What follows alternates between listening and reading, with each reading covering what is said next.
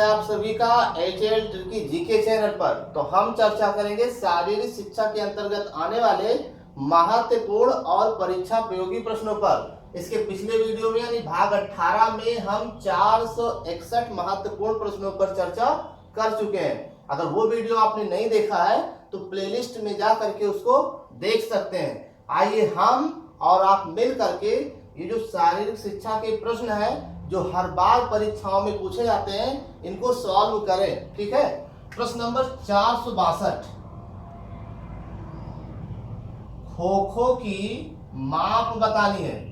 खो खो की लंबाई और चौड़ाई कितनी होती है?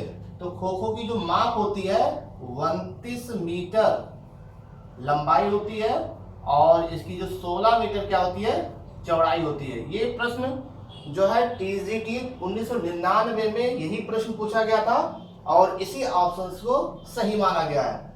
चलिए प्रश्न नंबर 463, महिला तथा जूनियर्स के क्रीड़ा क्षेत्र की माप क्या होगी? यानी खो खो में महिला तथा जूनियर्स के लिए जो खेल का मैदान है उसकी माप कितनी होनी चाहिए? जी हाँ, आप भी बता सकते हैं। सही उत्तर हो जाएगा 27 मीटर लंबा होना चाहिए और 16 मीटर चौड़ा होना चाहिए। ठीक है ना। चलिए प्रश्न नंबर 464, खो खो में फ्री जोन यानी स्वतंत्र जोन की चौड़ाई कितने मीटर होती है? तो आप भी गेस कर सकते हैं। ये क्वेश्चन जो है परीक्षा में पूछा जा चुका है। तो खो खो में फ्री जोन की चौड़ाई कितनी होती है? 2.75 मीटर ये होती है खो खो में फ्री जोन की चौड़ाई। लेकिन अगर ये पूछा जाए कि खो खो में फ्री जोन की लंबाई कितनी होती है तो कितनी होगी लंबाई इसकी? 16 मीटर। ठीक है ना, महत्वपूर्ण पॉइंट है, इसको आप नोट करते चले। चलिए प्रश्न नंबर 465, खो खो में कुल कितने क्रॉस लेन होते हैं? बहुत ही सरल क्वेश्चन है और ये क्वेश्चन यूपी TGT 2004 और KVS TGT 2015 TGT 2002 में ये प्रश्न पूछा गया। तो ये क्वेश्चन कई बार रिपीट होता है। तो खो खो में कुल क्रॉस लेन कितने होते हैं? 8 होते हैं, इसमें कोई शक नहीं है। और खो खो में कुल खिलाड़ियों की संख्या कितनी होती है? खो खो में कुल 9 खिलाड़ी होते हैं। कैसे याद करें? देखिए इसमें हम आपको एक ट्रिक बता रहे हैं। ये कितना दिख रहा है ऊपर? ये 9 दिख रहा होगा। जब हम खो खो लिखते हैं तो ये मात्रा चढ़ाते इसको 9 बना दीजिए। खो खो में कुल 9 खिलाड़ी होते हैं। ठीक है ना। चलिए प्रश्न नंबर 466, खो खो मैच की व्यवस्था के लिए कितने अंपायर की आवश्यकता होती है? खो खो मैच की व्यवस्था के लिए अंपायर की आवश्यकता होती है। कितने अंपायर की? तो 2 अंपायर की आवश्यकता होती है। ये क्वेश्चन TGT 2005 में पूछा गया था और इसका जवाब 2 माना गया था। वैसे अगर ये बात किया जाए कि खो खो में कुल 6 अधिकारियों की आवश्यकता होती है। खो खो में कुल कितने अधिकारियों की आवश्यकता होती है? कुल 6 अधिकारियों की आवश्यकता होती है, जिसमें एक रेफरी, 2 अंपायर, एक टाइम कीपर, एक स्कोरर और एक सहायक स्कोरर की आवश्यकता होती है। चलिए प्रश्न नंबर 467, खो खो खेल की समय सीमा कितनी होती है? खो खो खेल की समय सीमा बतानी है। चलिए आप भी गेस करके बताइए सही उत्तर क्या होगा। इसका सही उत्तर हो जाएगा 55 मिनट। क्या होगा? 55 मिनट होगा। खो खो खेल की समय सीमा क्या होगी? 55 मिनट। कैसे? 9 5 9 9 5 9। उसी तरीके से इसका ये होगा, इसको समझना होगा। ठीक है ना। चलिए प्रश्न नंबर 468, अभी जो क्वेश्चन है खो खो खेल की जो समय सीमा 55 मिनट होती है, ये क्वेश्चन पूछा गया था TGT 2004 में और इसी ऑप्शंस को सही माना गया है। ठीक है ना। तो जितने भी इसमें प्रश्न दिए गए हैं वो सभी प्रश्न परीक्षाओं में पूछे जा चुके हैं। उसी के अकॉर्डिंग आपको आंसर बताया जा रहा है। ठीक। चलिए प्रश्न नंबर 468, भारत में खो खो कहाँ लोकप्रिय है? चलिए भारत में खो खो किस राज्य में लोकप्रिय है? बिल्कुल सही कहा आपने। जी हाँ, जल्दी बताइए। महाराष्ट्र में। महाराष्ट्र यानी पुणे में। ठीक है ना। वहां पर खो खो लोकप्रिय है। चलिए प्रश्न नंबर 469, अखिल महाराष्ट्र शारीरिक शिक्षण मंडल की स्थापना कब की गई? फिर से क्वेश्चन सुन लीजिए, अखिल महाराष्ट्र शारीरिक शिक्षण मंडल की स्थापना किस वर्ष की गई? सन बताना है। सही उत्तर 1928, बिल्कुल सही गेस किया आपने। चलिए प्रश्न नंबर 470 पर हम लोग पहुंच चुके हैं। Kho kho federation of India की स्थापना किस सन में की गई? Kho kho federation of India की स्थापना किस सन में की गई? 1960 में। ये जो सन है इनको याद करना होगा, सिर्फ ये नहीं कहना कि हम पढ़ चुके हैं, याद भी होना चाहिए। ठीक, चलिए प्रश्न नंबर 471, जर्मनी के जिम्नास्टिक्स का पिता किसे माना जाता है? जर्मनी के जिम्नास्टिक का पिता किसे कहते हैं? ये क्वेश्चन पीजीटी 2013 में पूछा गया था। सही उत्तर क्या होगा? फ्रेडरिक लुडविक जॉन, इनको याद कर लीजिए, बहुत ही महत्वपूर्ण है ये। चलिए प्रश्न नंबर 472, जिम्नास्टिक्स के लिए पैरेलल बार्स की लंबाई कितनी होती है? जिम्नास्टिक के लिए पैरेलल बार्स की लंबाई बतानी है कि कितनी होती है। चलिए जल्दी बताइए। तो सही कहा आपने कि 3500, कितना? 3500 मिलीमीटर, या फिर कह सकते हैं आप 3.5 मीटर। ठीक है ना, ये होती है जिम्नास्टिक्स के लिए पैरेलल बार्स की लंबाई। ठीक है ना। चलिए अगला क्वेश्चन 473, जिम्नास्टिक्स के लिए पैरेलल बार्स की चौड़ाई कितनी होती है? क्वेश्चन फिर से सुन लीजिए, जिम्नास्टिक्स के लिए पैरेलल बार्स की चौड़ाई बताइए। लंबाई तो हो गई 3500 मिलीमीटर या फिर 3.5 मीटर, लेकिन इसकी चौड़ाई कितनी होती है ये बताना है। तो इसकी चौड़ाई कितनी होती है? 420 से 520 मिलीमीटर। 420 से 520 मिलीमीटर, या क्या कह सकते हैं 0.42 मीटर से 0.52 मीटर, ये होती है जिम्नास्टिक्स के लिए पैरेलल बार्स की चौड़ाई। चलिए प्रश्न नंबर 474 पर हम लोग पहुंच चुके हैं। जिम्नास्टिक्स के लिए पैरेलल बार्स की जमीन से ऊंचाई कितनी होती है?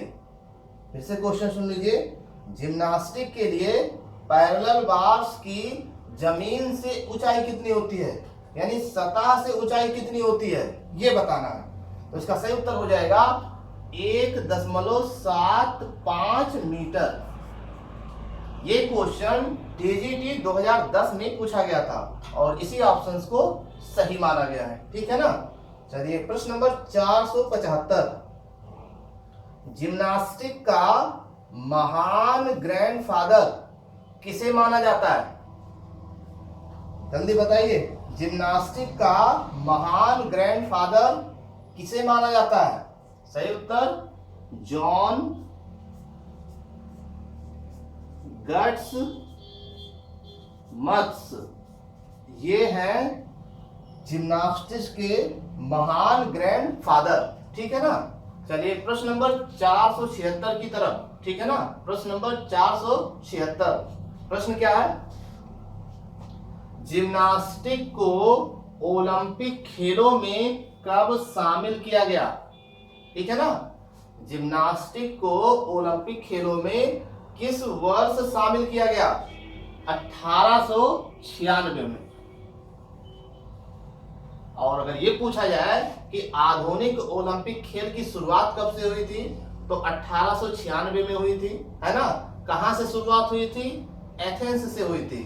ठीक, चलिए प्रश्न नंबर 477, जिम्नास्टिक खेल में फर्श पर करतब दिखाने वाली जगह की लंबाई और चौड़ाई बताइए। सही उत्तर 12 × 12 मीटर। 12 इंटू 12 मीटर, यानी 12 मीटर लंबाई और 12 मीटर चौड़ाई होती है। चलिए प्रश्न नंबर 478, जिम्नास्टिक में वॉल्ट स्पर्धा के लिए रनवे यानी धावक जो पथ होता है, धावन पथ होता है, उसकी लंबाई कितनी होनी चाहिए? चलिए जल्दी बताइए। जिम्नास्टिक में वॉल्ट स्पर्धा के लिए रनवे यानी धावक पथ की लंबाई कितनी होती है? लगभग 25 मीटर। कितनी होती है? लगभग 25 मीटर। चलिए प्रश्न नंबर 479, बहुत जल्दीबाजी ना करें, प्रश्नों को देखते चलिए और नोट भी करते चलिए, पढ़ना छोड़िए, अब याद करने की कोशिश करिए। इसीलिए मैंने पहले प्रश्न लिखा है, उसके बाद उत्तर लिखने की कोशिश कर रहे हैं कि ताकि याद हो, ठीक है ना? अब नहीं तो कभी नहीं, ध्यान रहे। 479 पर हम लोग पहुंच चुके हैं। पॉमेल हॉर्स इवेंट किससे संबंधित है? किस खेल से संबंधित है और किस वर्ग से संबंधित है? महिला वर्ग से संबंधित है या फिर पुरुष वर्ग से संबंधित है? तो पॉमेल हॉर्स इवेंट ये है जिम्नास्टिक से संबंधित। किससे संबंधित? जिम्नास्टिक से संबंधित। और ये महिला वर्ग नहीं, पुरुष वर्ग से संबंधित है, पुरुष वर्ग से संबंधित है। ठीक, चलिए प्रश्न नंबर 480 पर हम लोग पहुंच चुके हैं। ट्रम्पोलिन, ठीक है ना? ट्रम्पोलिन किस खेल से संबंधित है? बहुत ही बढ़िया प्रश्न है और ये प्रश्न राजस्थान पीटीआई ग्रेड 3 2011 में ये प्रश्न पूछा गया था। ट्रम्पोलिन किस खेल से संबंधित है? आपकी तरफ से उत्तर आ जाना चाहिए। ये है जिम्नास्टिक से संबंधित। किससे संबंधित है? जिम्नास्टिक से संबंधित है ट्रम्पोलिन। इसमें होता क्या है कि यह एक प्रकार का, ठीक है ना, उपकरण है। ट्रम्पोलिन क्या है? यह एक प्रकार का उपकरण है जिसमें लोग मनोरंजन तथा प्रतिस्पर्धात्मक क्रियाकलाप करते हैं। चलिए प्रश्न नंबर 481 की तरफ बढ़ते हुए, पुगलिस्ट क्या है? पुगलिस्ट को और किस नाम से जाना जाता है? तो पुगलिस्ट को मुक्केबाजी, किसके नाम से? मुक्केबाजी के नाम से, यानी बॉक्सिंग के नाम से जाना जाता है, ठीक है ना? देखिए जो पुगलिस्ट होते हैं ये बॉक्सर या मुक्केबाजी की तरह होते हैं जो अपने मुक्कों से लड़ाई करते हैं। चलिए प्रश्न नंबर 482, बॉक्सिंग के मुकाबले 3-3 मिनट के कितने चक्रों में संपन्न होते हैं? क्वेश्चन फिर से सुन लीजिए। बॉक्सिंग के मुकाबले 3-3 मिनट के कितने चक्रों में संपन्न होते हैं? उस राउंड की संख्या बतानी है। तो इसका सही उत्तर क्या हो जाएगा? 10 से 12 राउंड, है ना? ये क्वेश्चन टीजीटी 2010 में पूछा गया था। बॉक्सिंग के मुकाबले 3-3 मिनट के कितने चक्रों में संपन्न होते हैं? 10 से 12 चक्रों में संपन्न होते हैं। ये क्वेश्चन जो है टीजीटी 2010 में इस ऑप्शंस को सही माना गया था। इनका सही उत्तर क्या होना चाहिए? 9 से 12 राउंड, ठीक है ना? तो ये भी ध्यान रखिएगा, ठीक? बॉक्सिंग के मुकाबले 3-3 मिनट के कितने चक्रों में संपन्न होते हैं? 9 से 12 राउंड में। लेकिन ठीक है ना, टीजीटी 2010 में प्रश्न जो पूछा गया था उसमें 10 से 12 राउंड को सही माना गया था, ठीक? तो इस पर भी ध्यान रखना है। क्वेश्चन नंबर 483, अमेच्योर बॉक्सिंग, ठीक? अमेच्योर बॉक्सिंग, ओलंपिक बॉक्सिंग में पुरुषों के चक्र यानी पुरुषों के राउंड कितने होते हैं? अमेच्योर बॉक्सिंग में पुरुषों के राउंड कितने होते हैं? तो सही उत्तर हो जाएगा 3-3 मिनट के 3 चक्र।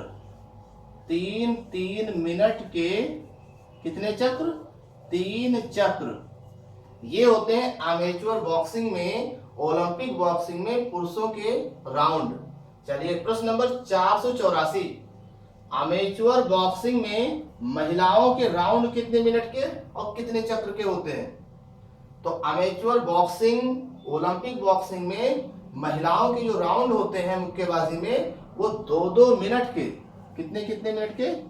2-2 मिनट के कितने राउंड होंगे? 4 राउंड होंगे। कितने?